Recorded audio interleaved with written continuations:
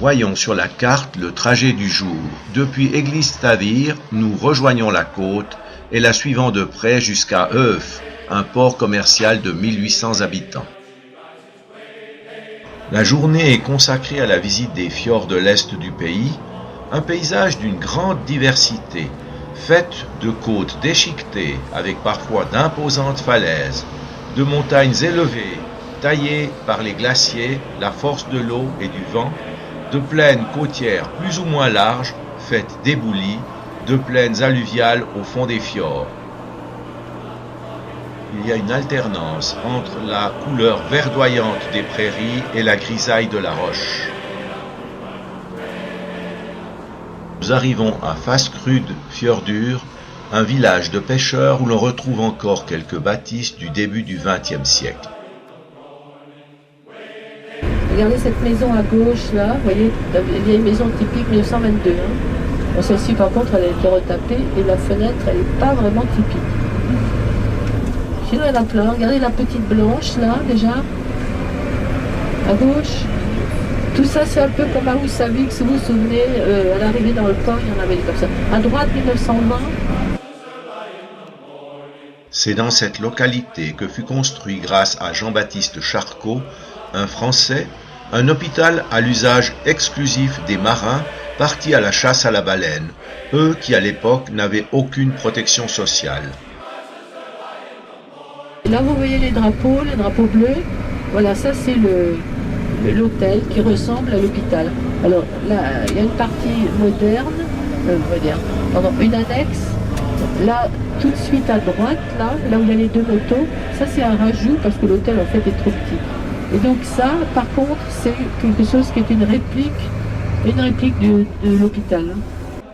On y fête encore l'amitié franco-islandaise chaque année au cours d'un week-end qui suit le 14 juillet. Cet hôpital est maintenant un hôtel. La maison jaune est celle du docteur, aujourd'hui musée et annexe de l'hôtel. Voici quelques photos de l'époque.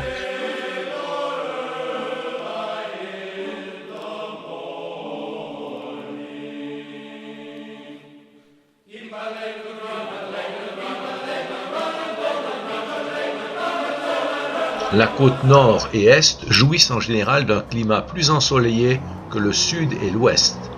Dans ces régions que nous traversons, les températures hivernales peuvent descendre à moins 25 ou moins 30 degrés, car le courant du Gulf Stream n'y a pas d'impact.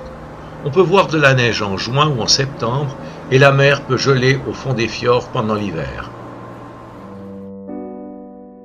Nous faisons un arrêt à ce curieux musée privé de Petra Steinasaf, à Stöð var Fjörður.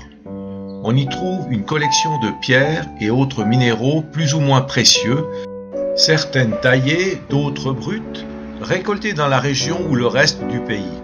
On parle de plus de 100 000 échantillons et pour rester dans les chiffres, de 20 000 visiteurs par an.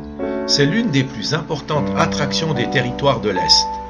Petra avait commencé cette collection dans l'enfance et semblait avoir un don particulier pour leur découverte. Pour elle, ce fut la préoccupation et la passion de toute une vie. Je pensais que l'endroit était idéal pour rencontrer un troll ou un elfe, mais mon attente fut déçue. Probablement que les visiteurs faisaient trop de bruit. Dans un terrain aussi instable, on n'est pas à l'abri d'un éboulement et d'une coupure de route. Il appartient donc à l'automobiliste d'avoir suffisamment d'essence pour rebrousser chemin. Au cours des siècles, ces mêmes éboulements ont pu contribuer à l'élaboration de petites plaines côtières où se sont installés des habitants, surtout des pêcheurs. Sur la plage, on retrouve les canards eider qui nichent dans la région. Les mâles n'ont pas encore migré, abandonnant alors les femelles et leur progéniture. Au moment de la ponte, la canne de couleur beige, alors que le mâle est noir et blanc, arrache ses très fines plumettes au niveau de son cou pour tapisser le fond du nid, qui devient ainsi très doux et protégé du froid pour ces oisillons sans plumes à la naissance. À partir de ce moment, il se crée une véritable complicité entre les fermiers voisins et la canne qui acceptent leur présence d'autant plus volontiers qu'ils vont l'aider à aménager le nid et le protéger contre les prédateurs, rapaces, renards, etc. Les fermiers veillent la nuit avec leurs fusils. Ce très précieux duvet ne sera pris que lorsque les canards auront émigré.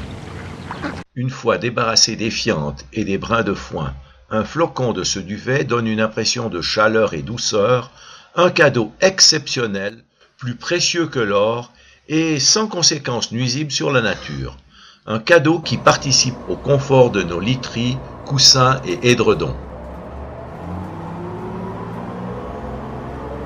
Nous poursuivons notre circuit sur cet ensemble de fjords s'étendant à vol d'oiseau sur plus de 100 km. Si le commerce y était assez florissant au cours des siècles, c'est aujourd'hui surtout un lieu de randonnée pédestre, les seules voies autrefois pour se déplacer dans ce décor féerique.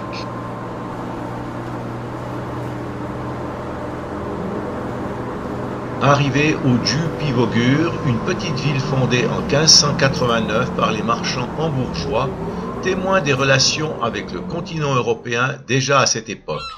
Ces maisons sont disposées en arc de cercle autour du port. La plus vieille date de 1790, c'est aujourd'hui un centre culturel.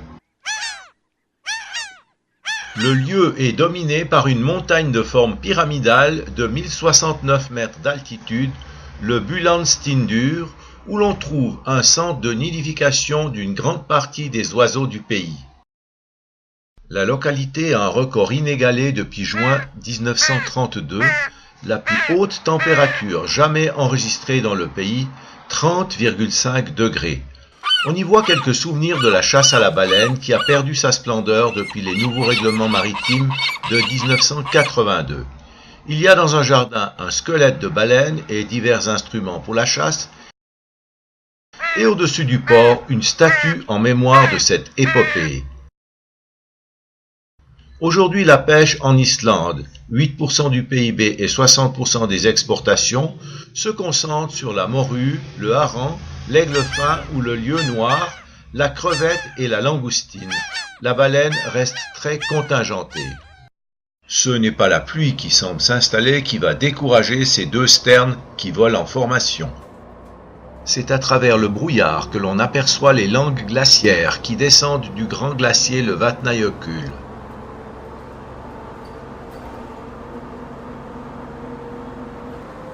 Tout au fond, on a une plaine d'épandage d'autant plus large qu'elle a eu l'occasion de drainer des poches d'eau sous-glaciaires dues à des éruptions de volcans sous la calotte.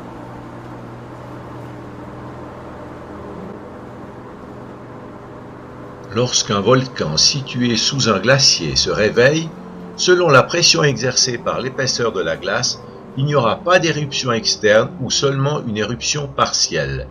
La glace va fondre sur un volume plus ou moins important, ce qui va créer une poche d'eau. Si cette dernière trouve une sortie parfois des jours ou des semaines après l'éruption et que le volume d'eau est très important, l'inondation qui va en résulter sera dévastatrice.